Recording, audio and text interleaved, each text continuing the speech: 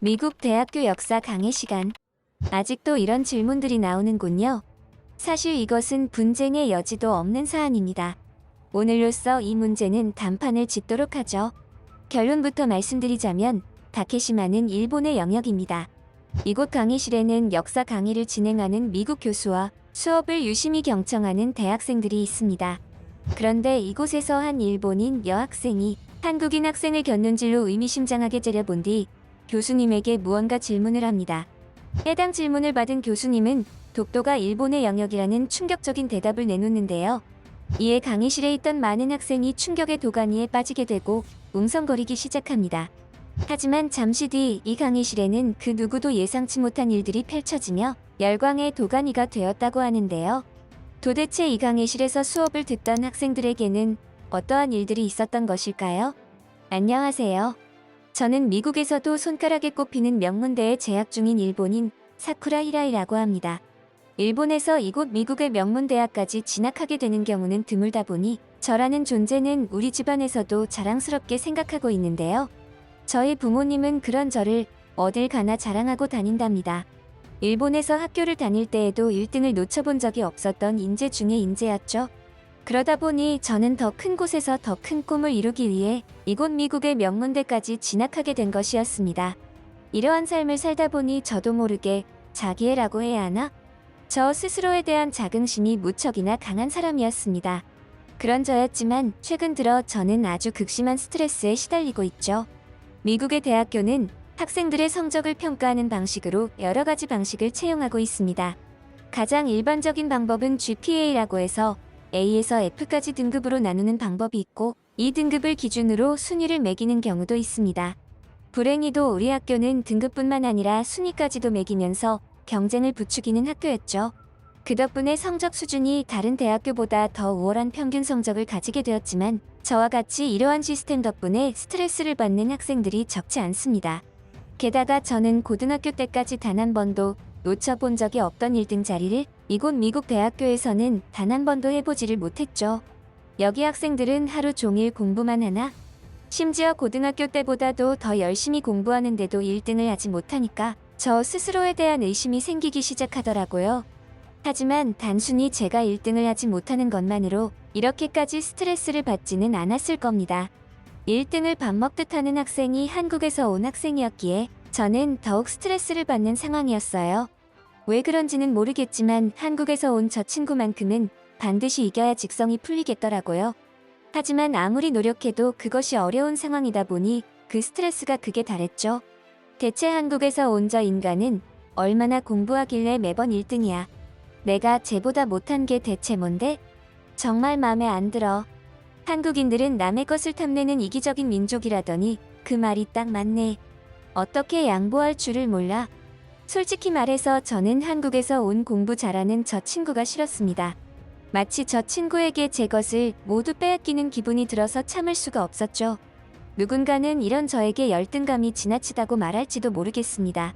하지만 이 당시에 저로서는 처음 겪어보는 일들이었기에 다소 성숙하지 못한 생각을 했던 것 같습니다. 그래서 저는 못된 생각을 해버리고 말았습니다. 저 친구의 멘탈을 흔들어 놓아서 공부에 집중하지 못하게 만들어 1등 자리를 스스로 놓치게끔 만들자는 생각을요. 참 못된 생각이었죠. 그래서 저는 생각을 그리 깊게 하지 않은 채 그 한국인 친구에게 다가가 은근히 성질을 돋우려고 했습니다. 원래 사람이라는 동물이 무언가 열받는 일이 생기면 집중력이 흐려진다는 것을 잘 알았기 때문이죠. 멀리 확인해 볼 필요도 없이 저를 보면 딱 그랬으니까요. 그래서 한국인 친구에게 다가가 다짜고짜 이상한 말들을 쏟아내기 시작했죠. 한국에서 왔다고 했지? 난 일본인이야. 근데 넌 잠은 자면서 공부하는 거야? 진짜 1등 하려고 너무 발악하는 거 아니니? 이기적이잖아. 양보라는 것도 좀 하고 그래야지. 다른 친구들도 너만큼 열심히 안 하는 게 아니니까. 그냥 나오는 대로 짓거리다 보니 다소 논리적으로 말이 안 되는 이야기다 싶었지만 저의 목적은 이 친구를 자극하는 것이었기에 상관없었습니다. 하지만 돌아온 한국인 친구의 반응에 저는 어이가 없어서 한동안 대꾸도 못했죠. 넌 이 먼 곳까지 다른 애들한테 양보하려고 힘들게 온 거야? 지금 네가 나한테 하는 발언들은 어떤 면에서는 엄청 위험할 수도 있는 발언이야. 너는 내 노력의 가치를 묵살하고 오히려 그걸 잘못된 행동처럼 생각하게 만들면서 선동하고 있어. 학교도 작지만 하나의 경쟁 사회야. 각자 스스로 노력한 만큼 결과를 쟁취하는 거지. 진짜 이기적인 게 뭔지 알아? 학교 공부를 열심히 해서 1등을 놓치지 않는 것이 이기적일까? 아니면 아직도 과거 한국에 행한 침략 전쟁을 미화하고 목숨까지 바쳐 항거한 한국의 위인들을 테러범이라 비하하는 행태가 이기적일까? 대체 저 인간은 뭔 소리를 하는 거야? 아, 열받아. 반박하고 싶어도 너무 논리적으로 말을 하는 저 친구에게 제대로 반박하지 못하는 스스로가 열받았습니다. 저는 단순히 저 친구를 자극해서 성적을 떨어뜨리게 만들려는 의도였는데 일이 조금 커지는 느낌이었죠. 한국인들은 이중적이고 이기적인 민족이라더니 아주 지 혼자 잘났네 잘났어. 그러한 생각이 들면서 화가 치밀어 올랐지만 저는 별다른 말을 하지 못하고 자리를 떠났죠. 더 이상 대화를 나누다가는 크게 창피를 당할지도 모른다는 본능적인 느낌이 들었기 때문이었습니다. 그날은 저도 준비가 없는 상태에서 기습 공격을 당한 것이나 마찬가지였습니다. 그렇기에 아무런 대꾸도 하지 못하고 그 친구의 말에 두 눈만 동그랗게 뜨고 바보처럼 가만히 있었던 것이었죠. 뒤돌아 생각해보니 그런 상황 자체가 너무나 분통했습니다. 공부를 잘하는 그 친구의 정신을 조금 흐리게 만들려다가 오히려 제가 카운터 펀치를 한 방 제대로 먹은 기분이었죠. 저는 이 일에 대하여 반드시 복수를 해주어야겠다는 생각을 했습니다. 그래서 한동안 다른 공부들 때문에 소홀했던 역사책을 뒤적거리기 시작했죠. 과거 역사 공부를 할 때 한국의 이중적이고 이기적인 행태들에 대해서 공부했던 기억이 새록새록 났기 때문입니다. 그러한 부분들을 공부하여 다른 친구들이 있는 자리에서 한국인 친구를 개망신을 주려고 했죠. 역사책을 이리저리 뒤적거리던 저는 속으로 옳다구나 라고 외치며 쾌재를 불렀습니다. 이거면 그 친구를 공개적으로 개망신을 주기에 충분하다는 생각이었죠. 얼마 후 학교에서 수업을 듣고 점심시간이 되었고 학생들은 여느 때와 마찬가지로 각 캠퍼스에 존재하는 학생 식당으로 향했습니다. 학생 식당에 도착한 저는 한국인 친구를 찾기 위해 눈알을 이리저리 돌려댔죠. 옳거니 저기 있네. 뷔페 형식으로 이루어진 식당에 학식을 몇 가지 주워 담고 저는 일부러 한국인 친구가 있는 곳으로 가서 앉았습니다. 여기 있었네? 저번에 나도 너한테 역사 강의를 받고 조금 찾아봤는데 말이야. 너는 어쩜 그렇게 자신에게 유리한 말들만 번지르르하게 이야기하니? 너희 한국에서는 지금 일본의 땅인 다케시마를 불법 점거하면서 한국 땅이라고 우기고 있잖아. 그 부분에 대해서는 어떻게 생각해? 1905년 시마네현 고시 제40호라는 역사적인 증거도 있는데 해당 섬을 다케시마라고 칭하고 고년 소속 오키도사 관할로 정한다는 내용들도 있어.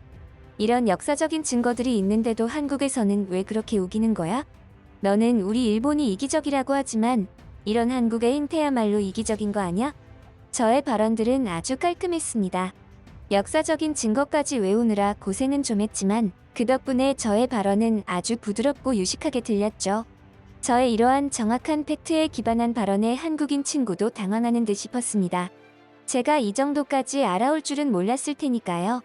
이번에는 저의 승리였습니다. 그 일이 저에게 일어나기 전까지는 말이죠. 당황하는 한국인 친구의 곁에 있던 다른 친구가 이런 우리의 날카롭고 예민한 대화에 끼어들었습니다. 우리 다음 시간이 역사 교수님 시간 아냐? 교수님에게 여쭤보는 건 어때? 너희들 이러다가 밥도 제대로 못 먹겠다. 지금은 이쯤하고 다음 역사 시간에 교수님께 여쭤보자. 그런 말을 하는 친구에게 솔직히 조금 짜증이 났습니다. 이미 저의 승리로 굳어지는 분위기였는데 저 친구가 나서는 바람에 저의 승리가 조금은 희석되는 기분이었거든요. 하지만 한편으로는 오히려 잘 되었다는 생각이 들기도 했죠. 교수님에게 여쭤보자는 발언은 제가 생각해도 절호의 기회라고 생각되었으니까 이런 아이디어를 내준 친구가 고맙게 느껴지기까지 했습니다. 이번에야말로 저 한국인 친구가 꼼짝도 못하게 부들대는 꼴을 볼 수 있다는 생각에 벌써부터 몸이 벌벌 떨리며 희열까지 느꼈죠. 이번 일로 인하여 만년 2등만 하던 저에게도 1등의 자리를 다시금 맛볼 기회가 생길지도 몰랐습니다. 한국인 친구의 멘탈이 흔들리게 되면 자연스럽게 공부에도 지장이 생길 테니까 그러한 생각을 하며 저는 1분 1초라도 빨리 역사 시간이 되길 기다렸습니다. 그리고 다가온 역사 시간. 이 시간이 그토록 기다려진 것은 비단 저뿐만이 아니었던 모양이었습니다. 한국인 친구와 저와의 이러한 에피소드에 대해서 알게 된 다른 친구들도 은근히 지금의 상황을 즐기고 기대를 하고 있는 모양새였으니까요. 이것들아, 이게 너희들이 그렇게 물고 빨던 한국의 실체란다. 잘 보거라. 저는 속으로 쾌재를 부르며 교수님에게 다케시마와 독도에 대한 이야기들을 했고 교수님의 생각은 어떠한지 여쭈었죠. 그리고 돌아온 교수님의 대답에 우리 강의실 장내는 한동안 쥐죽은 듯 고요해졌고 이내 강의실에 있던 모든 학생은 제각각 다른 의미로 웅성거리기 시작했습니다. 아직도 이런 질문들이 나오는군요. 사실 이것은 분쟁의 여지도 없는 사안입니다. 오늘로써 이 문제는 단판을 짓도록 하죠. 결론부터 말씀드리자면 다케시마는 일본의 영역입니다. 교수님의 이러한 말이 끝나자마자 강의실 내부는 웅성거리는 소리가 들리기 시작했고 저는 심장까지 파고드는 쾌감에 절어서 절로 번지는 미소를 참을 수가 없는 지경이 되었죠. 저의 승리였습니다. 드디어 저 한국인 친구를 이겨먹는구나. 그러한 생각을 하는데 교수님은 말씀을 이어나갔습니다. 일본의 우익 출판사에서 펴낸 중학교 교과서에도 확인해보면 다케시마는 일본 고유의 영토이며 한국이 불법으로 점거하고 있다고 쓰여 있죠. 일본 측의 주장을 보면 다케시마, 즉 독도는 주인이 없는 땅이었고 역사적 사실에 비추어도 국제법상으로도 분명히 일본 고유의 영토라고 합니다. 한국에 의한 다케시마 점거는 아무런 근거가 없이 행해지는 불법 점거이며 일본이 다케시마를 실질적으로 지배하고 영유권을 재확인했던 1905년 이전에 한국이 다케시마를 지배하고 있었다는 명확한 근거는 제시되지 않았다고 말이죠. 그런데 말입니다. 이 모든 일본의 주장들은 사실이 아닙니다. 구구절절 맞는 소리만 하시던 교수님의 마지막 그 말에 또다시 강의실은 웅성대는 학생들의 소리로 잠시 교수님은 말씀을 이어나가지 못했습니다. 저 또한 이게 무슨 개소린가 싶었으니 당연한 현상이었죠. 저도 모르게 입 밖으로 그런 소리가 튀어나왔습니다. 교수님, 갑자기 그게 무슨 말씀이죠? 일본의 주장들이 사실이 아니라니요. 분명히 다케시마는 일본의 영역이라고 말씀하셨잖아요. 흥분한 저의 대꾸에 교수님은 다시 말씀을 이어나갔습니다. 일본 정부는 1904년 강치자비 어업을 독점하기 위해 독도를 다케시마라고 이름 붙이고 영토 편입을 일방적으로 결정했습니다. 하지만 이 부분을 보면 앞뒤가 맞지 않는다는 것을 알 수 있죠. 일본은 분명히 독도가 주인 없는 땅이라는 이유로 자신들의 영토로 편입시켰는데 1950년대 이후에는 독도를 자신들의 고유 영토이며 시마네현 고시 제40호를 통해 그것을 재확인한 것이라고 말을 바꿉니다. 이것은 명백한 불법 행위였다고 스스로 인정하는 꼴이 되었죠. 사실 일본도 독도가 한국의 땅임을 잘 알고 있었습니다. 일본의 어업인이 일본 정부를 통해 한국 정부에 독도를 임대해 달라는 신청서를 제출하려고 했지만 이 요청을 일본 정부는 아예 독도 영토 자체를 편입하는 것을 자기들 마음대로 결정해버린 것입니다. 독도가 위치적으로 갖는 전략적인 중요성 때문에 말이에요. 당시 러시아와의 전쟁에서 독도가 갖는 중요성이 아주 컸던 탓입니다. 그 외에도 일본의 독도 영토 편입은 절차상으로 문제가 심각했습니다. 1905년에 마음대로 편입을 결정해버렸고 이를 자신들의 일본 국민들에게도 고시하지 않았어요. 뿐만 아니라 역사적인 자료들만 보아도 독도는 한국의 땅이라는 것을 증명해주는 것들이 많습니다. 1877년 일본 최고행정기관인 태정관은 울릉도와 독도가 일본과 관계없다는 것을 명심하라 라고 하며 일본 땅이 아님을 스스로 인정한 자료도 있습니다. 또 대한제국은 이미 1900년 10월 25일 대한제국 칙령 제41호로 독도를 울도군의 관할구역으로 규정하여 독도가 한국의 땅임을 국내외로 알린 사실이 있습니다.